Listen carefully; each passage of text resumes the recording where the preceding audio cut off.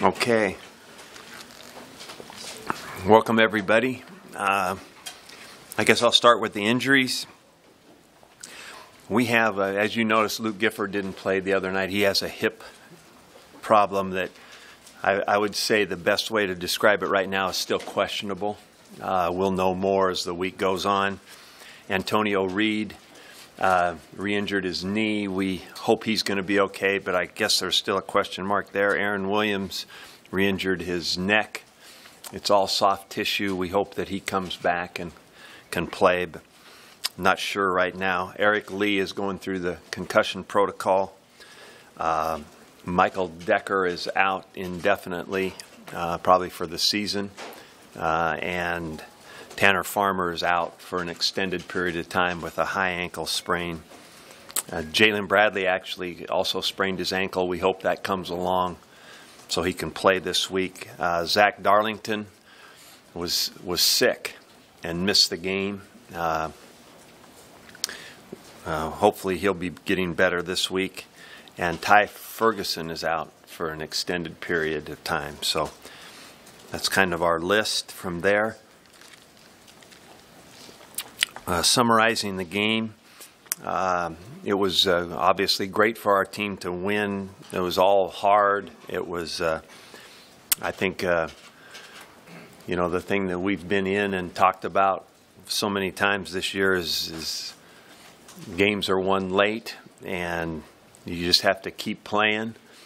So I appreciated the poise and the perseverance and the performance almost in all areas in the last 10 minutes in particular to win the game. Defensively, we gave up 6 explosive plays. A lot of those were due to missed tackles. We were good in the area of third down. They were 3 of 13 on third down. And on the missed tackle deal, we gave up 45 yards after contact, which resulted in some of those big plays. I was especially proud of guys that were kind of the next man in. You know, we had all the safeties back, and all of a sudden it seemed like they were out. And Markel Dismuke went in and did a nice job for our team. Jacob Weinmaster went in for a bit, made some plays. That was neat to see. Colin Miller went in and made some plays. That was good to see. And I think that when you talk about guys defensively that played well, Chris Webber had one of his best games. Mick Stoltenberg had one of his very best games. Lamar Jackson played real well in the game. And Marcus Newby did a great job. Offensively, when you talk about the players that played well, you start with Tanner. I thought he had an outstanding day. Tyler Hoppus, that's what I've been waiting to see there at that position. J.D., Stanley, DeMornay all made some nice plays, and then Jalen Bradley went in and gave us a spark. We had 10 explosive plays offensively. We were okay, I think, on third down, not quite 50%, but pretty good. And Tanner's numbers were good with no interceptions. And Jalen Bradley, like I said, he made some good runs and did a good job. Special teams, the distance wasn't great, but Lightbourne put the punts where they had no return yards. Luke McNitt had a nice day on special teams. Colin Miller made a big play on a kickoff. Eli Sullivan got in the stat books for a tackle. That was neat to see. And Jeremiah Stovall continues to do real well on special teams. He's a factor in there. Drew Brown was outstanding. And I don't know if you noticed it as the game was taking place, but we had a new holder in there because Zach was sick. Isaac Armstrong went in, and that was kind of seamless, which is not that easy to do, when you're used to your holder after such a long period of time. And then I thought DeMornay did a great job on just fair catching short punts. I think their net was somewhere, 34-ish, something like that. So we won the field position battle on special teams.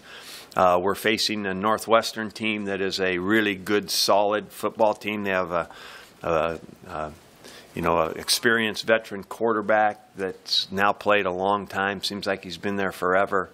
And they have an outstanding running back that we're going to have to contend with. So they spread you out, throw the football, and use the running back in a very smart way. And then their defense is really, really stout against the run. They're well coached and play hard. The middle linebacker is really a good player, as is their nose tackle number 1. So it's going to be another one of those kind of games. It's going to be a tough game. They've won 2 overtime games in a row, which says something about their team too, about how they play. From there, I'll open it up to questions and see where we go. Stout versus the run you say about Northwestern, do you have like a conversation with Danny and say, be patient with that run game maybe? Do you ever have this? Yeah, we've had a long talk last night and this morning about the running game and what we're going to try to do and what's the best way to attack this. They've been really good run defense, so I think being selective and probably having a run or two that is repeatable.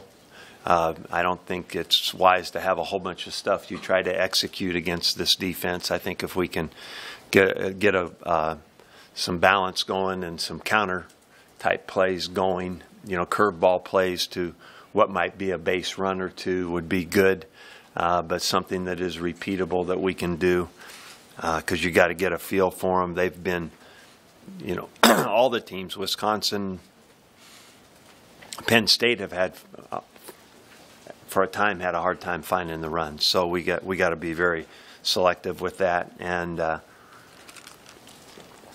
try to find that good balance in the game. We don't want to lose that idea at all, but it does have to be very selective, Steve, as we look at it. Mike, can you put your finger on just why the run game has struggled so much? Well, I think that it's probably pretty simply the whole idea of winning the one-on-one matchups up front, and then from there being able to do that kind of repeatedly, so you have good running stats at the end. I don't have any other magic formula to it. You've got to block them, and then I think we have good runners, and I think we did miss a couple of opportunities the other night running the ball, actually, in the ball game. But you got to block. I mean, are you surprised that it's kind of played out that way, that you guys struggled? Well, we certainly never intended to be like this with the running stats. We are going to continue to try to strive to be that team. And then do what we need to do to win the game. I know you said Bradley's dealing with the ankle, but if he's available, is there room for his role to increase, or is he sort of at what he can? That's a good question. We'll talk about that more as the week goes. We see him, and we certainly intend to play him. That was our intention in the last game. We were going to try to get him more carries. On that offensive line, are you looking at Cole Conrad, Matt Farniak right now? Yeah. Could Will Wilson or someone get a chance? I mean, anything different? No, we're looking just to what you just said at first, and Bo will be a next man in there at guard. I actually like Matt at guard a lot. I think that will be his position now and in the future. I think that's where he's best suited physically, strong, and I think he'll be a good fit in there. Why do you think you guys have struggled in the red zone on offense? Man, it's when one thing that you start with there, Sam, is the best way to score in the red zone is to run it in, and we're not running very well. And then the passes are, there's smaller windows. We doesn't help, but we just missed some opportunities to make some plays. But I think if you could actually run more effectively, I've been waiting to get in a situation where we're down in there and we could use a good play action pass or a bootleg that we've got ready for the game. But the situation, because the run hasn't been very good, it hasn't been very good for that either. And we get we get 3rd and goal or something, and those are tougher. You know, we got to make the plays, and like I said, we just missed on a couple of opportunities to make those plays. But that's really the issue, the balance down there too, I think. Hey, Mike, on a guy like Hymas going forward, and I think this will be his 7th start. Yeah. You're getting deep into the season. These teams are very physical. Is it more of a mental challenge for a freshman like that, or more of is it a physical challenge or more of a mental challenge? Well, for any freshman, we'll start with that. I think that they always, I don't know if surprised is the right word, but maybe it is at the how long it is, you know, how repetitious it is through time, that you know, it's more football than they've ever played, you know, starting from fall camp all the way into it. So, you know, we've always worried about those freshmen and talked about it in our past about hitting that whatever that is, that block, you know, out there that it's like they're affected by that length of time and that grueling schedule. Hymas appears to be really, really pretty stable every day. Same guy, comes to work. You know, he did play in a very good football program in high school that played well into the playoffs. So they played, I don't know if they played 15 games, but maybe they did. You know, so he's used to a lot of football. Maybe that helps him, or maybe who he is personally helps him more than that. But haven't noticed any of that with him hitting the ledge. From his goal line to the 20, Aaron's about 60-61%. From the 20 to the opposing goal line, the red zone, he's 40%. Yeah. Any thoughts on why? I think it's those windows that are smaller, and you know, and you know, like I said, he's off the fingertips 2 or 3 times in the game, and so it's very finite or small of what you have to do to accomplish the execution down there. And then for us, we always have to reassess exactly what we're trying to do and have a good plan against each team. You know, those balls often are bang throws, slants, underneath routes that go in. We don't live off of the fade down there, but similar type plays to that, you know, those layered type plays. We've got to be better at them. We've got to be thoughtful about what we do, and then the execution has to be on. You've had teams where you had that big body 6'3", 6'4" receiver that you could throw to down there. Then you've had teams that didn't have that. How much does just one of those guys help to have somebody down there like that? And when you haven't had one, have you had to do something different? Yeah. To make it work better for the rest? Yeah, you know, I think that that is a really good point. When we've been good, we've had that guy that can slant or fade catch, big. And then when we had a guy like Brandon Cooks, we actually were able to do him on some move stuff, you know, in and out. He was so quick that it's just bang and come back out. And we've had good success with people like that. And that's where, you know, with looking at what you do is really, really important. And then who you're doing it with is just as important, and what they can do. Mike, Tanner did what he did the other night and got to win. But how much are you guys living on the edge by putting that kind of pressure on him? Well, that's kind of the, even I think Sam asked the question after the game about that. You know, you have to play the game you're in when we're in it, and this is what we have to do to get back in it. Then you do it. In a more perfect world, the balance would help the quarterback. If the balance would help the line eventually, if we can run better than we're running. So, you know, I think that you know, we're not necessarily in that perfect world. We're trying to find it, and we're going to continue to try to explore that best way to establish a running game that helps our team better than it does right now. But like I said, when you're in the game like we were the other night, we had to do what we had to do, and I think that the quarterback played real well, made some really tough plays, and got hit a lot too. You know, not sacked too much. For 53 passing attempts, and we got sacked 3 times in that. So that's not, I'm not bragging about that, but that's not horrible. It could have been a lot worse, but he got rid of the ball and made some plays. You guys ever thought about mixing in some tempo every once in a while to see Yeah. what success you had with tempo in the fourth quarter? Have thought about that, absolutely. You know, and we've done that sometimes historically.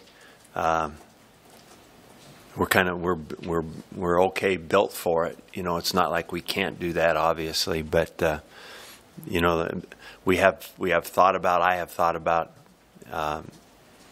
what that might mean in the middle of a game. Mike, when you win the game the way you guys did, does that affect how you look at areas in which you guys struggle now going forward? You know, that's kind of a trap. You know, and I think that somebody told me once, you can't overlook in victory what you would never overlook in a defeat. You know, and so what we didn't do, you know, we didn't necessarily tackle great all over the place, so we have to face that and improve that. There were some, you know, some interior stuff defensively that allowed them some gaps that were open. So we've got to correct those things. You've got to look at all of that. Once the game's over, it's just a tool, you know, and it's going to be in the win or the loss column. But no matter what, you have to look at it to make yourself better. You know, we know our flaws offensively. We've already talked about them today, and so it's really important that we try to go back and make sure everybody understands that after the game. There were a lot of positives about that game and winning it, but there were a lot of things that could have made it so much better. The red zone is one of them. I mean, that we kicked 4 field goals for a long time there. We had pretty good drives and not bad numbers offensively, but it wasn't resulting in many points, and that puts us down 2 touchdowns in the fourth quarter. So You talked about the tackling in this game. How do you regard how the tackling has been during the course of the season? How have you seen it? You know, I think that for the most part, our tackling has been better this year. I really appreciate how our defensive coaches coach tackling. We do it virtually every day, and then one day a week it's a pretty lively session. Tuesday's practice is a pretty lively tackling session. But even with that, without necessarily taking guys to the ground all the time, the emphasis put on position for tackling. The actual technique of tackling is really well coached by our defensive coaches, and so it becomes very obvious when we miss a tackle of what we can go back and work with that player on doing and how that goes. I think that the emphasis for it in our practices has been good, and frankly, tackling in the game is never perfect, but you hope you can go back and help each individual, and then it's going to be real easy to point out in the video with the players today of what those missed tackles meant to those drives. I mean, that's how they got, I think, at least 3 of their explosive plays was missed tackles at the line of scrimmage. Mornay had, I think, maybe 7 fair catches. Yeah. Did you have a return on for most of those, or are there times? Not all of them. You know, that probably half of those were with our defense still in the game, you know, because they're in that kind of gray area and what we were calling kind of a safe punt return. So we're playing defense first and covering down, preventing fakes. That team had historically from Western Kentucky been a big fake team, and so we were aware of that. So we stayed. And when we leave our defense in, we don't have a great punt return set up. However, most of those punts were short and high and fair catch balls anyway. And I think the job that he did fair catching the ball provided us a good net. You know, when you're talking about 34 yards, that's not bad. That's not bad. Did you get any clarification on the pass interference from the conference? Nothing official from the conference yet. That stuff has just gone in. We have had no response. We're pretty sure what we know what the deal is. Did they say anything after the fact on the field, like, you know what, we missed that, or did you get anything like that at all during the game? They did not go that far, but I could tell they were thinking about it. Hey, Mike, can you comment a little bit? I'm assuming that you have a pretty deep sense of satisfaction with Tanner, kind of how he overcame that rough start to the season with the interceptions. And I think it's been, give or take, 150 straight passes without an interception for him. Yeah. I mean, what's kind of your thought of as far as just how he's gone from where he started to where he's at? I think it says a lot about Tanner himself. You know, I think you have to have quite a mentality to play the position. You know, I think that it's got to be that kind of next play mentality, because you still got to go out there and make throws now. And he never has backed down from making the throws. And he made some of them under real duress the other night. So I admire that part of it. And then I also think that he's more comfortable with the offense. You know, so the more comfortable he gets, and the fact that he'll still make the throws and not be hesitant, that's what'll kill you. You know, you throw a couple interceptions and then you're kind of holding on the ball or real hesitant to do anything with it. He still does. He did his best job the other night of looking down the field for a throw and hitting the check down. You know, and those were valuable to us as we went. So I admire that growth, and I think it has a lot to do with he's a tough-minded guy that will still stand in there and make a throw even if it hadn't gone real well, and has been able to overcome, you know, the fact that that's early on what everybody was talking about. And so you got to be pretty tough mentally to do that, I think. So I admire that in him. And then, like I said, I think he's more comfortable with what we're doing and where to go with the football. Like, you had a history at Oregon State of signing junior college recruits, and Nebraska had a history before you arrived here. Yeah. The same. Yet since you've been here, you've neither signed nor aggressively pursued junior college recruits. Yeah. Why is that? Well, you know, I think that in an ideal world, if you can sign a freshman and develop them through a period of time, that helps your team most in the long run, Sam. I think that if you know, frankly, if you can get a freshman and he's the right guy and you redshirt him, then by the time he's playing, he's had, you know, well over a year of just practicing and developing physically with you, and then is more prepared to play for you for a longer period of time.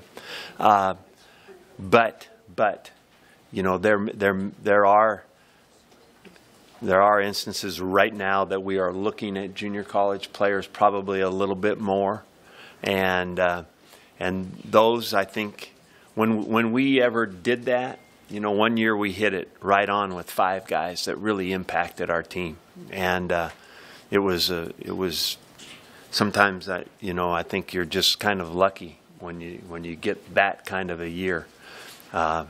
A corner, a linebacker, 2 defensive linemen, and a backup running back that went in when he got to play and gained 100 yards. So we were in pretty good. That was a good year, and it was right. And when you recruit a junior college player, you need to be right about their ability and their character, and you've got to have a real plan for him, because if it doesn't work, he knows his clock is short, so he's unhappy. Nobody's happy, you know. So you've got to be right on the deal. We have had little success ever with offensive linemen, although we are looking a little bit right now. More success with a receiver or linebacker and a runner. Does the Big Ten, which traditionally does not sign junior college, do you ever get the sense that the Big Ten dissuades its member institutions from Yeah. recruiting junior college players? And do you get the sense when you came here that there was a, we don't want to do that anymore, Yeah. kind of attitude? You know, I think they're I've never noted or heard anything conference-wide. When you say that, it does make sense to me because you don't see a lot of it in the Big Ten. I think that everybody that talks about admissions and graduation are I would say, I would use a word, aware of the issues that might be involved there, of graduating this person, of them being able to fit in academically. I think that there is, maybe conference-wide, but for sure here, an awareness of that. Has that been communicated to you? No, I've just felt it as you look at guys, and like you said, we haven't looked at a lot. We've brought some up, we've evaluated some, but I've never felt anybody say no or a real pullback, but I think that there is an awareness of that. And I think that, like I said, if you're going to join a guy like that to your team, you want the right ability, the right fit. This is our plan for you. This has got to work. And then they've got to be the right person, too. What thought process, the number one junior college team in the nation is 60 Mile, 55 miles away? Yeah. What kind of relationship do you feel like you guys have at this point? I think good. I think we're in contact with them a lot. We've looked, Billy and I just last week looked at a couple of players on that team, and they're impressive. I know Chris Jones was disappointed with his game last night. What's the challenge he's facing? It felt like last night, didn't it, Brian? But it was it, yeah. It wasn't that long ago. What's that challenge like for him and the obstacles that he's trying to overcome right now after all that? I think that's a good point for all of you to recognize how hard it is to just join in partway when you haven't played football for a long time. You know, it's not just getting back on the bike necessarily. When you talk about, you know, he's had a couple weeks of practice. He missed all of fall camp. He missed all the initial kind of the inauguration into the season. He missed all of that. And then all of a sudden the speed of the game and what you have to do is all right there in front of you. So I know he's probably disappointed, but it's not totally surprising. And you hope that both ability-wise and his mindset is he's learned from that. When you look at the O-line, how close are guys like Bo Wilson or Meriden? I know they're listed as the backups now, but how close are they to those top-tier guys? And how do you feel about how that reserve group is growing behind him, trying to push to the top? That's a $1 million question that we have to stay on top of as far as Reardon, Bo Wilson, all the rest of those guys. And I'm going to leave some guys out. There's even some guys that are redshirting that we have to be really thoughtful about their continued growth, their readiness to play. I really like Reardon and Bo Wilson physically. And so we've got to get them ready to go when the time comes for them either to play or to compete to play. Coach, on a personal level, how much did that win recharged you, I guess? Oh, I've been charged. I don't need any recharging. These games are all exciting to me, game by game, you know, and obviously we all know the situation. So, you know, but as far as the team and getting ready to play, it's all a vacuum for me week to week. And the games are all really, really important and really exciting. And so I'm fired up for the next one. All right. Thank you, guys.